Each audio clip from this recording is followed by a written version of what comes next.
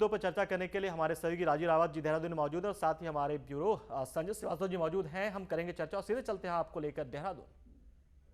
दलित आदिवासी संजीव जी, निश्चित तौर पर गुणा भाग की बात तो है, लेकिन अब जिस तरह से तमाम पार्टियों की ओर से ताकत झोंकेगी उसके बाद से जो लहर है वो देखने वाली है कि जो लहर पहले दो पार्टियों की दिख रही थी, बीजेपी या कांग्रेस की, अब आम आदमी पार्टी के तौर पर एक तीसरी लहर भी वहां दिखने लगी है।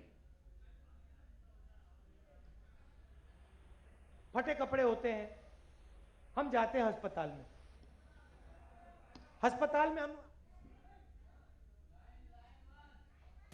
यहाँ 2-3 लोकसभा सीटों पे टक्कर दे रहे हैं, लेकिन मुख्य मुकाबला जहाँ कांग्रेस भाजपा को देखा जा रहा है। लेकिन आज का दिन बड़ा रोमांचक इसलिए बन गया है क्योंकि कई मुख्यमंत्री दावेदार हैं।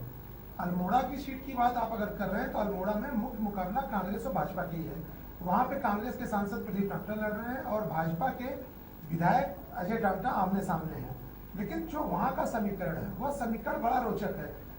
वहाँ के समीकरण के हिसाब से यह आरक्षित सीट है और आरक्षित सीट पहले ही हरीश रावत की हुआ करती थी। हरीश रावत यहाँ के इस समय मुख्यमंत्री हैं, इसलिए इस सीट पे हरीश रावत को सामने देखा जा रहा है। जहाँ भाजपा मोदी का नाम लेके चुनाव लड़ रही है, वहीं अल्मोड़ा में प्रदीप टांटा के सामने हरीश रावत का चेहरा लगा के ये चुनाव लड़ा जा रहा है। पंकज जी बिल्कुल, यहाँ पर लेकिन हम एक सवाल आपके यहाँ रखना चाहेंगे। बुकियों की ओर से एक खबर आई है पिछले दिनों, जिसमें से जो उत्तराखंड में 3 सीटों पर ऑड्स जो है वो दिया गया, सटोरियों का जो भाव लगाया गया है, बीजेपी पर 3 सीटों का लगाया गया है। ऐसे में कांग्रेस की ओर से भी कुछ ना कुछ राय आ रही होगी इस मुद्दे को लेकर, क्योंकि सटोरियों जो हैं वो पहुंचे हुए वहां भी और हर जगह कहीं ना कहीं से एक समीकरण लेकर आ रहे हैं। तो बीजेपी को 3 का ऑड दिया गया है, 3 सीटों पर बीजेपी का कब्जा होगा, ये कहना सटोरियों का, बुकियों का।